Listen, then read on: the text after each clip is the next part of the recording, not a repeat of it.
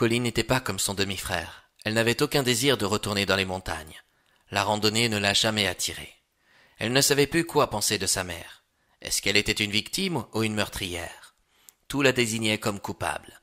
Elle n'avait aucune envie de lui faire face. Elle aurait tellement voulu lui apporter autant d'amour, d'inquiétude que Kilian emporta son oncle. Le capitaine Lacroix, accompagné du lieutenant Rivière, arriva dans la gendarmerie et les emmena dans un bureau. Tout était formel dans cette pièce. Il n'y avait aucun cadre au mur. Cet espace était un véritable lieu de travail. Écoutez, aller dans la montagne en pleine nuit, ce n'est pas raisonnable. Quand on monte dans les hauteurs, l'air se trouve de plus en plus froid. De plus, on ignore sur quelle bête on pourrait tomber. Ce que je vous propose, c'est que nous partions dès l'aube. Et où allons dormir en attendant? Demanda Kilian. Tu oublies que j'ai un entretien avec madame Rotineau demain après-midi, tenta Colline. On ne peut pas être partout, observa le lieutenant. Peut-être, mais ton rendez-vous est moins prioritaire que la vie de mon oncle. Je te signale que cette entrevue concerne ma fille. Et si je t'emmène à sa rencontre et que Joseph meurt, que me diras-tu? Demanda-t-il avec un ton sec. En même temps, tu t'en moques, il ne s'agit pas de ta famille. C'était la première fois qu'elle découvrait Kilian lui parlait avec un regard à la fois méchant mais aussi autoritaire. Le lieutenant Rivière essaya de calmer leur tension. En partant dès l'aube, ils seront revenus en début d'après-midi. Ça ne résout pas le problème de l'endroit où nous allons dormir, répéta Kilian. Nous possédons une pièce où vous pourrez vous allonger. Vous savez, certains d'entre nous vivent loin de chez eux. Il est préférable qu'ils se reposent là que de risquer leur vie sur la route. Soudainement, Colline pleura. Dévastée par cette situation, elle avoua qu'elle s'inquiétait pour Aileen. Cela fait plus de 2 semaines qu'elle ne l'avait pas vue. Elle ignorait tout de son existence. Elle s'exaspéra contre Kilian qui agissait pour elle comme un égoïste. Il oubliait sa détresse.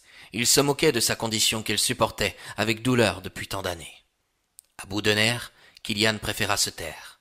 Il comprit qu'elle jouait sur l'affectif, mais cette fois, il resta impassible. Après tout, il n'est pas responsable de son mal-être. C'est à elle-même de résoudre ce qu'elle subit avec sa mère.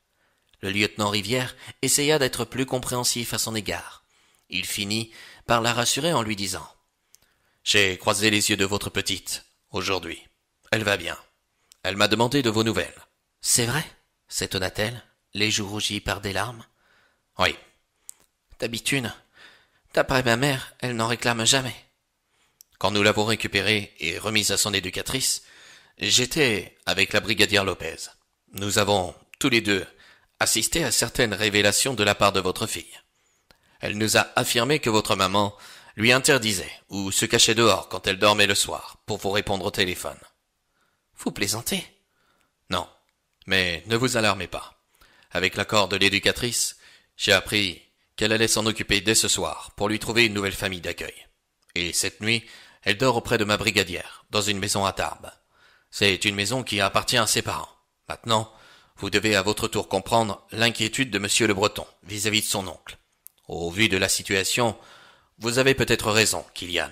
Mais contrairement à ce que disent les médias, je n'accuse pas madame Aurillon, je la suspecte. À ce jour, nous pouvons la considérer comme coupable ou victime.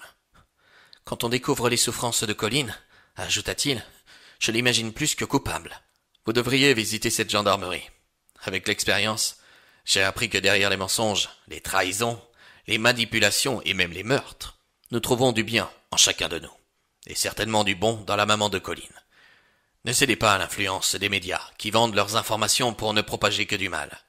Ne vous laissez pas reprendre par l'apparence que cette femme donne.